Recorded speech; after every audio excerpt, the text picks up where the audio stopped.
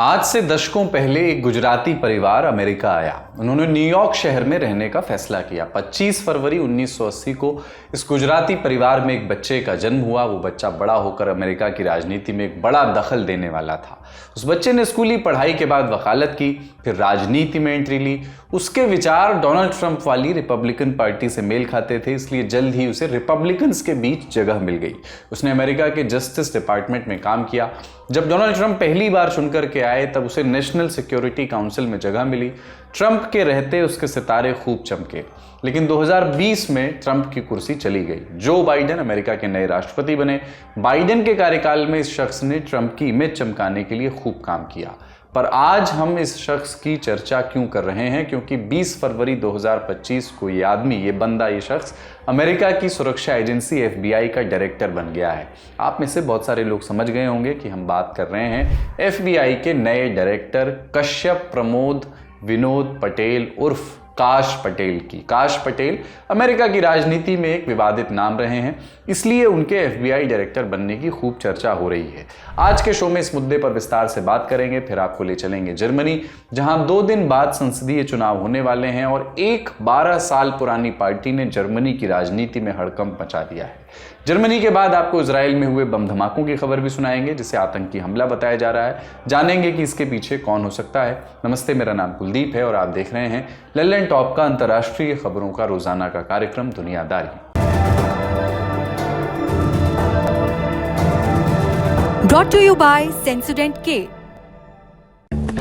बस बैक नहीं आया। SLS पैराफिन और दूध का करंट भी कौन? तो लाइफ का करंट ऑन? कुछ भी। तो ट्राई करके देख ले। Sensodyne K toothpaste for sensitive teeth. पहले चर्चा काश पटेल की करते हैं। अमेरिका में नवनिर्वाचित राष्ट्रपति करीब 4000 राजनीतिक नियुक्तियां करता है।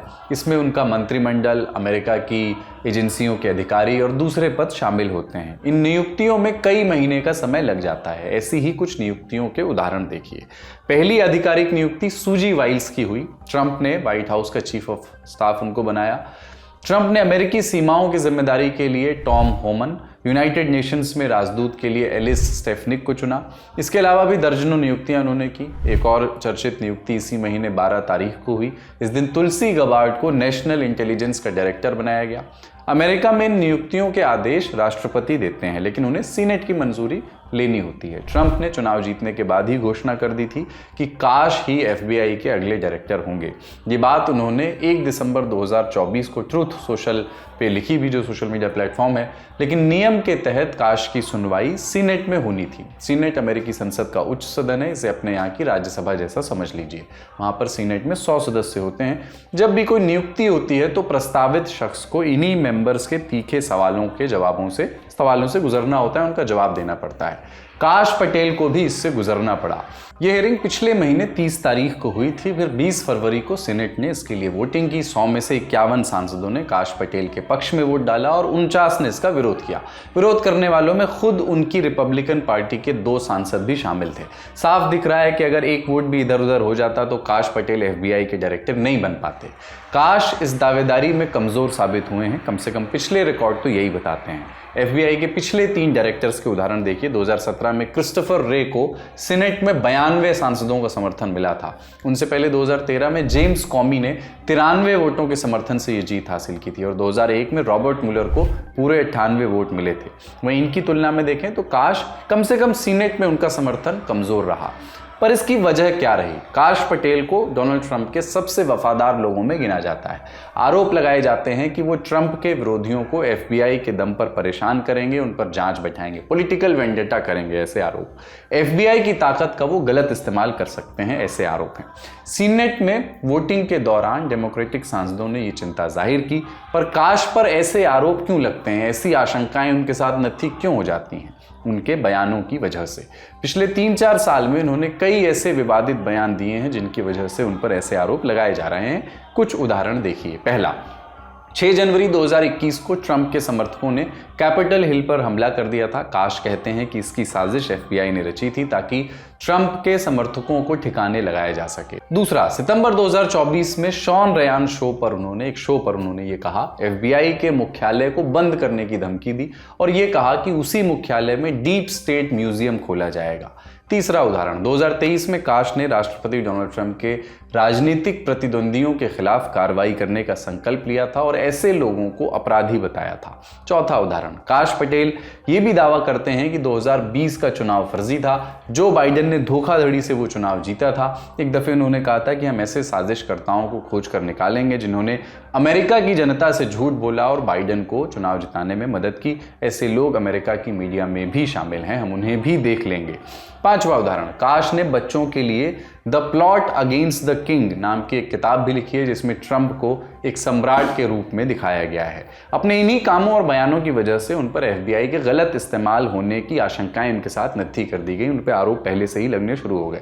हालांकि 30 जनवरी 2025 को हुई हियरिंग में उन्होंने ऐसे सभी आरोपों से इनकार किया और कहा कि मैं FBI का इस्तेमाल राजनीति के लिए नहीं करूंगा। बहरहाल कम मार्जिन से ही सही, पर काश पटेल FBI के नए डायरेक्टर तो बन ही गए हैं। उनके चुने जाने पर डोनाल्ड ट्रंप भी प्रसन्न हैं। काश ने नियुक्ति के बाद एक्स पर लिखा, FBI का 9वां डायरेक्टर चुने जाने पर मैं सम्मानित महसूस कर रहा हूं। प्रेसिडेंट ट्रंप का शुक्रिया कि उन्होंने मुझ पर भरोसा किया।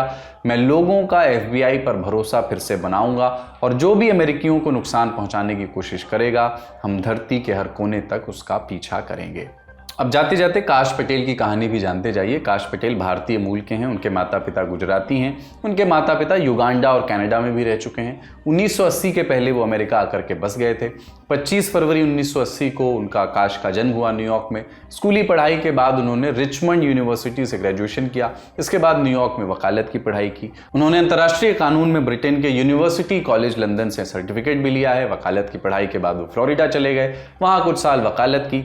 इसी दौरान राजनीति में उनकी रुचि बढ़ी। रिपब्लिकन पार्टी के समर्थक बने वो। 2014 में उन्होंने जस्टिस डिपार्टमेंट में भी काम किया। उन्होंने नेशनल सिक्योरिटी काउंसिल में भी काम किया। 2016 में रूस पर आरोप लगे थे कि उन्होंने अमेरिकी चुनाव को प्रभावित किया है। इसकी जांच का जिम्मा भी काश को मिला था। काश पटेल त्रिशूल नाम से एक कंपनी भी चलाते हैं। 2023 में इस कंपनी ने ट्रंप की वेबसाइट ट्रूथ सोशल से कंसल्टिंग फीस के रूप में करीब 1 करोड़ रुपए लिए थे। ये तो काश की कहानी हुई। अब चलते हैं एक्सपर्ट कॉर्नर की ओर। हमने जानकार से पूछा, काश पटेल भारतीय मूल के पहले FBI डायरेक्टर हैं। ये कितना शक्तिशाली, कितना पावरफुल पद है और क्या इसका भारत और अमेरिका के रिश्तों पर कोई असर पड़ेगा?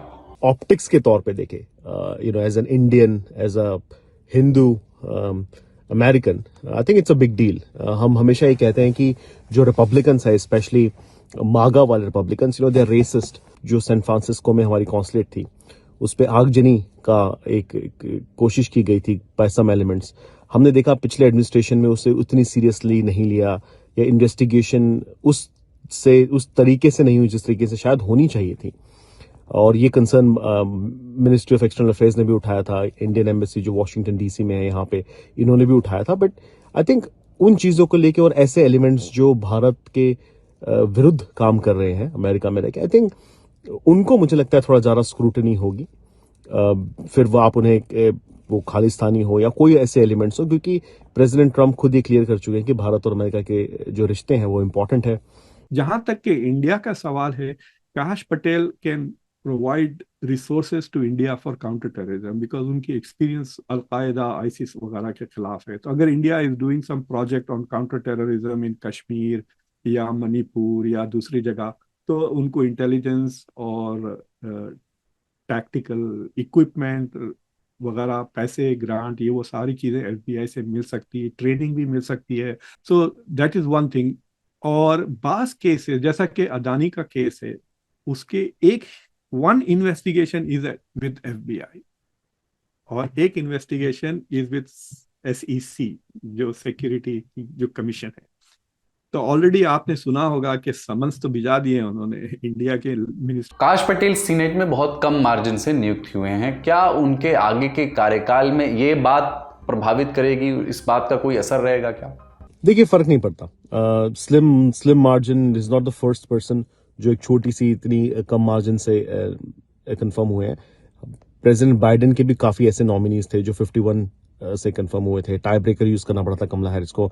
इनफैक्ट उनका रिकॉर्ड है कमला हैरिस का to cast the most number of tie breaker votes as a vice president. तो मुझे लगता है कि इससे कोई फर्क नहीं पड़ने वाला। वंस ही इज कंफर्म्ड, उनको only the president of United States can dismiss him now, और articles of impeachment which is another big story, मतलब वो अलग एक प्रक्रिया है, वहाँ तक मुझे लगता है कि बात नहीं जाएगी। तो Kash Patel is confirmed for as long as उनका जो टेन्योर होगा, और उनको सिर्फ राष्ट्रपति ट्रंप हटा सकते हैं इस पोजीशन से। डोनाल्ड ट्रंप हो या इलॉन मस्क, काश पटेल ने रिपब्लिकन्स के बीच अपनी मजबूत पैठ बनाई है। इसकी क्या वजह है? उन्हें ट्रंप और मस्क पसंद क्यों करते हैं इतना? देखिए, डोनाल्ड ट्रंप के लिए ही इज ए स्टिक जिससे वो पीटने वाले हैं दूसरों को। तो सुकाश पटेल इज द, आप कह सकते हैं कि वो त्रिशूल की नोक है। तो वो जो है सो जो दुश्मन है डोनाल्ड ट्रंप के, he is going to go after them, very loyal. और काश पटेल की काफी तारीफें की ड्यूरिंग द कैंपेन भी डोनाल्ड ट्रंप ने, और उसके बाद भी। और इट इज क्वाइट पॉसिबल कि काश पटेल के through even during the campaign Donald Trump को इंटेलिजेंस चीजें मिल रही थी कि देखो आपके खिलाफ ये साजिश हो रहे हैं, ये लोग ये साजिश कर रहे हैं। ट्रंप के पहले कार्यकाल में, स्पेशली अगर आप 2019 और 20 की बात करें, जब वो नेशनल सिक्योरिटी काउंसिल में थे, तब से अगर उनका जो मीटियोरिक राइज हुआ है वो वहीं से हुआ है। और इसकी वजह ये रही है कि उन्होंने हमेशा प्रो डोनाल्ड ट्रंप बातें कही हैं, उनके जो स्टैंड रहे हैं डोनाल्ड ट्रंप के, उनको लेके उन्होंने डबल डाउन किया है। जनवरी 6 के राइट्स थे, उनको डिफेंड किया। जो क्लासिफाइड डॉक्यूमेंट्स की बात हुई थी, एक केस चला था डोनाल्ड ट्रंप के अगेंस्ट में पिछले साल, तब उन्होंने ये कहा कि डोनाल्ड ट्रंप ने उनके सामने वर्बली डॉक्यूमेंट्स को क्लासिफाई किया, और इसलिए वो डॉक्यूमेंट्स जो है माओ-लागो में पाए गए। तो उन्होंने कहीं ना कहीं अपना पूरा करियर एक तरह से दांव पे लगाया डोनाल्ड ट्रंप के डिफेंड करने में या उनके साथ रहने में। और ये लॉयल्टी जो है, आई थिंक डोनाल्ड ट्रंप काफी एक्सपेक्ट करते हैं, हर किसी से एक्सपेक्ट करते हैं लॉयल्टी को लेके। हमेशा से उन्होंने कहा है कि you have to be loyal, तो वही रिवॉर्ड्स उन्हें मिल रहे हैं। और उन्होंने कभी भी कहीं पे भी बहुत बड़ा अपॉर्चुनिटीज मिलने के बाद भी, दबाव में आने के बाद भी, जैन 6 हाउस की जो कमेटी बैठी थी, उन्होंने भी काफी दबाव डाला काश पटेल के ऊपर, लेकिन उन्होंने कहीं पे भी ट्रंप के खिलाफ कोई बयान नहीं दिया। इनफैक्ट उन्होंने डिफेंड किया ट्रंप को हर जगह हर समय। तो इसीलिए मुझे लगता है कि वो पसंद किए जाते हैं, क्योंकि एक तो लॉयल्टी है, दूसरा उनका बैकग्राउंड इंटेलिजेंस का रहा है, तीसरा उनको पता है कि उनकी जो प्रायोरिटीज है वो अलाइन करती है प्रेसिडेंट ट्रंप के साथ या और इलॉन मस्क के साथ। इस खबर में इतना ही। अब जर्मनी की ओर बढ़ते हैं। जर्मनी में जीवन का एक बहुत बड़ा हिस्सा है अतीत को ना भूलने की कोशिश करना और लगातार खुद को ये याद दिलाना कि भूलना नहीं है। पिछले 80 साल से हर एक दिन जर्मनी के लोग अपने आप से एक ही चीज कहते रहे हैं, नेवर अगेन, दोबारा नहीं। जर्मनी के लोग अपने नाज़ी अतीत को याद रखते हैं ताकि वैसा कुछ दोबारा ना हो जाए। पूरा देश मेमोरियल्स से भरा हुआ है। जर्मनी में एक संस्कृति है रिमेम्बरेंस की, यानी याददाश्त बरकरार रखने की। लेकिन इस नेवर अगेन को कैसे सुनिश्चित किया जाए और कब तक इसके लिए याददाश्त सबसे सही तरीका होगा? हम ये सब बातें आपसे क्यों कर रहे हैं? क्योंकि जर्मनी में 2 दिन बाद 23 फरवरी को चुनाव होने वाले हैं और इस चुनाव में जर्मनी की एक पार्टी है, धुर दक्षिणपंथी पार्टी है AfD, ऑल्टरनेटिव फॉर जर्मनी। ताज़ा रुझानों के मुताबिक जर्मनी में हर 5 में से 1 शख्स इस पार्टी का समर्थन करता दिख रहा है। इतने से जीत तो सुनिश्चित नहीं होगी, लेकिन इस 20% के साथ ये पार्टी दूसरे नंबर पर आ जाएगी और 1933 के बाद विपक्ष में बैठने वाली पहली धुर दक्षिणपंथी पार्टी बन जाएगी। इन संभावित आंकड़ों को आधार बना करके जर्मनी की विपक्षी पार्टियां ये सवाल पूछ रही हैं कि क्या जर्मनी वापस अपने धुर दक्षिणपंथी अतीत की ओर लौट रहा है? क्या इस पार्टी की नीतियां भी नाज़ी अतीत में जो कुछ हुआ क्या उससे मेल खाती हैं? क्या इस नेवर अगेन से नेवर हटने वाला है? इस तरह के डर, इस तरह के फियर वहां विपक्षी पार्टियां जाहिर कर रही हैं। दूसरी तरफ अमेरिकी सरकार इस पार्टी के खुले समर्थन में नजर आ रही है। एलन मस्क कहते हैं कि अब जर्मनी को सिर्फ AfD ही बचा सकती है। रिपोर्ट्स के मुताबिक डोनाल्ड ट्रंप के शपथ ग्रहण समारोह में भी इस पार्टी के लीडर्स को बुलाया गया था। तो आइए जर्मनी की इस नई दुनिया में ताकते झांकते हैं, इस नई पार्टी के बारे में जानते हैं और इन सवालों का जवाब ढूंढने की कोशिश करते हैं। सबसे पहले नक्शे वाला बक्सा खोलते हैं। जर्मनी के उत्तर में पड़ता है उत्तरी सागर, डेनमार्क और बाल्टिक सागर, और पश्चिम में फ्रांस, लक्समबर्ग, बेल्जियम और नीदरलैंड है। पूर्व में पड़ता है पोलैंड और चेक गणराज्य। इसके अलावा जर्मनी के दक्षिण दक्षिण में है ऑस्ट्रिया और स्विट्जरलैंड। राजधानी है जर्मनी की बर्लिन। कुल जनसंख्या है 8 करोड़ 33 लाख। उत्तर प्रदेश की जनसंख्या से भी लगभग 15 करोड़ कम। ज़्यादातर लोग जर्मन भाषा बोलते हैं। बिथोवन, कार्ल मार्क्स, नीत्शे और मैक्स म्यूलर इसी मुल्क से आते थे। जर्मनी से भारत की दूरी है 5777 किलोमीटर। जर्मनी यूरोप की सबसे बड़ी इकॉनमी है। ये यूरोप का 7वां सबसे बड़ा और दुनिया का 63वां सबसे बड़ा देश है। अब जर्मनी की किताब में पीछे चलते हैं और सीधे 6 नवंबर 2024 का एक पन्ना खोलते हैं। इस दिन एक तरफ अमेरिका के राष्ट्रपति चुनाव के नतीजे आए, व्हाइट हाउस में डोनाल्ड ट्रंप की ऐतिहासिक वापसी हुई, वहीं दूसरी तरफ जर्मनी का सत्ताधारी गठबंधन टूट गया। इसकी बदौलत 2021 से चलती आ रही सरकार गिरने की कगार पर आ गई। तब जर्मन सरकार के मुखिया थे ओलाफ शुल्ज, अब भी हैं, हालांकि 2 दिन बाद ये तय हो जाएगा कि आगे रहेंगे या नहीं। वहां सरकार के मुखिया को चांसलर कहते हैं, फेमिलियर लैंग्वेज में चांसलर को आप प्रधानमंत्री समझिए। जर्मनी में फेडरल गवर्नमेंट सिस्टम है, यानी जर्मनी एक संघीय गणतंत्र है, माने जिसका एक तो केंद्र सरकार है और 16 राज्यों की अपनी अपनी सरकारें हैं प्रदेश में।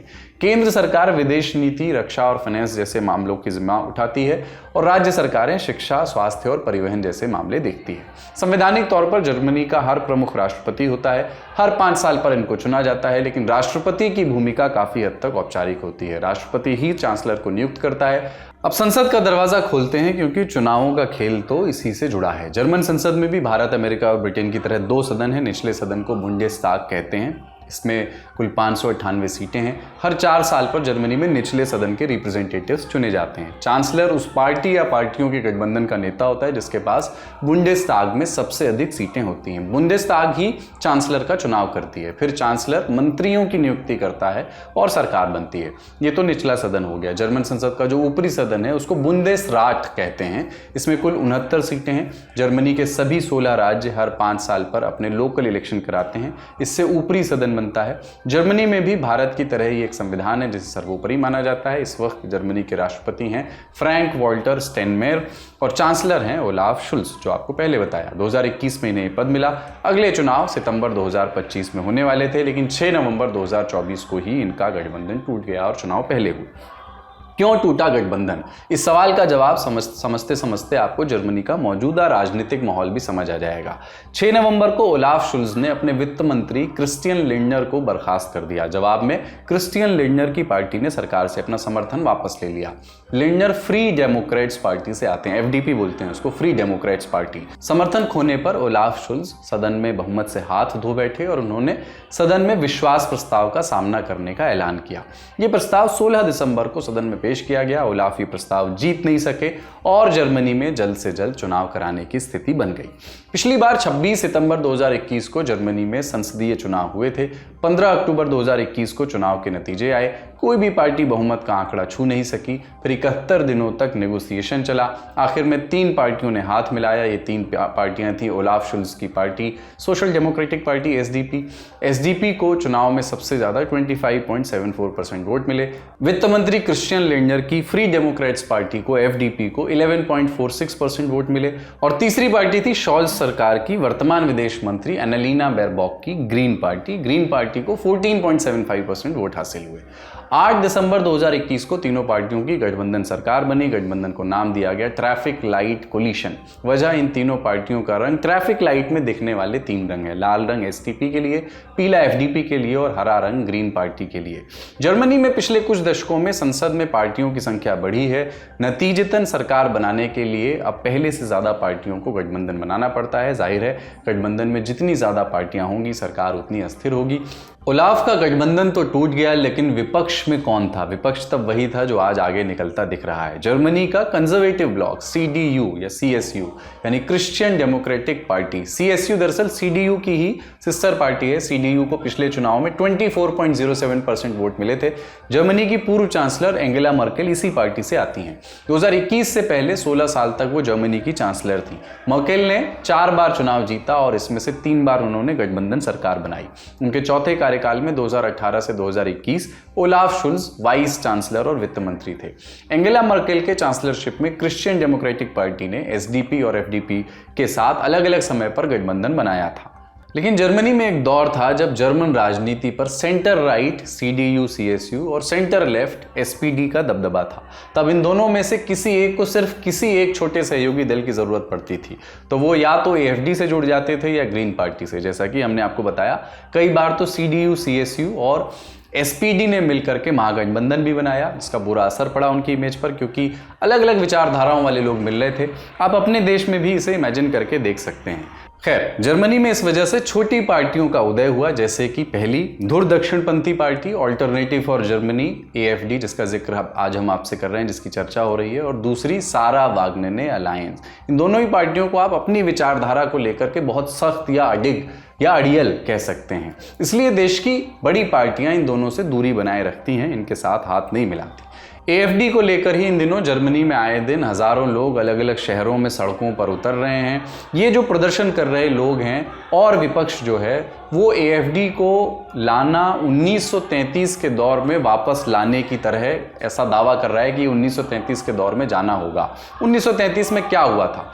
यही वो साल था जब हिटलर सत्ता में आया और चंद हफ्तों के भीतर लोकतांत्रिक व्यवस्था पूरी तरह से तानाशाही में तब्दील हो गई थी।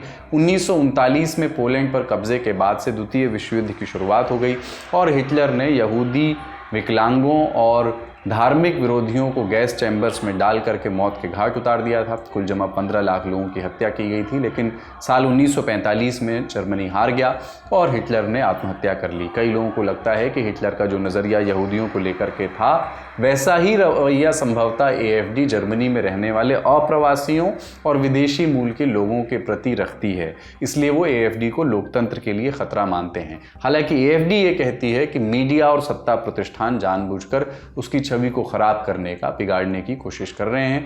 AFD की नेता अलीस वाइडल ने तो साफ तौर पर कहा है कि वो रीमाइग्रेशन के हक में है, यानी वो विदेशी मूल के लोगों को वापस उनके देश भेजने के हक में है।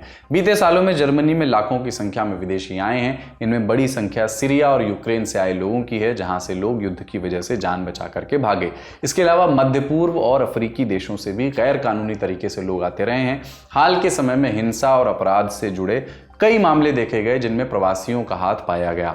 ऐसे में उन्हें लेकर के जो छवि उभरती है, उससे बहुत से जर्मन लोगों में डर पैदा हो सकता है या हो रहा है। हालांकि दूसरे विश्व युद्ध के बाद से ही जर्मनी में प्रवासी आते रहे हैं, लेकिन 2015 में जब तत्कालीन चांसलर एंगेला मर्केल ने सीरिया युद्ध से भागे 10 लाख शरणार्थियों को जर्मनी में आने दिया, तभी से माइग्रेशन जर्मनी में एक बड़ा मुद्दा है और AFD ने इसे लपक लिया है। वरना 2013 में बनी इस पार्टी के मूल में साझा मुद्रा यूरो का विरोध था और ये आर्थिक संकट की वजह से पैदा हालात को मुद्दा बनाया करती थी। ताजा रुझान क्या दिख रहे हैं, कौन आगे हैं? पोल्स दिखा रहे हैं कि CDU CSU ब्लॉक दोबारा सत्ता में आने वाला है। CDU के उम्मीदवार फ्रेडरिक मर्ज इस वक्त रेस में आगे हैं। देश के 30% मतदाता उनके हक में हैं। दूसरे नंबर पर है जर्मनी का राइट विंग AFD, इसे 20% तक वोट मिलने का अनुमान है।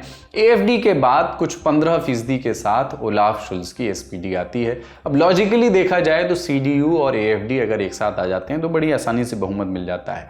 लेकिन फ्रेडरिक ने जोर देकर के कहा है कि कुछ भी हो जाए, उनकी पार्टी देश के इतिहास को ध्यान में रखते हुए राइट विंग से हाथ नहीं मिलाएगी। इस खबर में इतना ही। अब इजराइल की बात करते हैं। 20 जनवरी की रात करीब 8:30 बजे इजराइल में 3 बम धमाके हुए। ये धमाके तेल अवीव में खड़ी 3 खाली बसों में हुए। सभी बस खाली थी, इसलिए इस घटना में कोई मारा नहीं गया। इजरायली पुलिस का कहना है कि वो इसमें आतंकी हमले वाला एंगल तलाश रही है।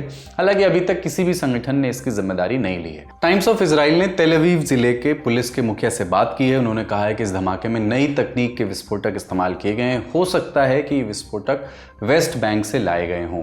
पुलिस विभाग के मुखिया ने यह भी कहा है कि अभी तक कोई सबूत नहीं मिला है कि इस विस्फोट के पीछे कौन था, लेकिन जांच अभी जारी है। जांच का जिम्मा इजराइल की शिन बेट आंतरिक सुरक्षा एजेंसी को सौंप दिया गया है। इस धमाके के बाद इजराइल में राजनीति भी तेज हो गई है। नेतन्याहू और उनकी गठबंधन सरकार के दक्षिणपंथी नेताओं ने वेस्ट बैंक में ऑपरेशन तेज करने के आदेश दिए हैं। आज का दुनियादारी यहीं समाप्त होता है। देखते रहिए दी ललन टॉप। शुक्रिया, शुभ रात्रि।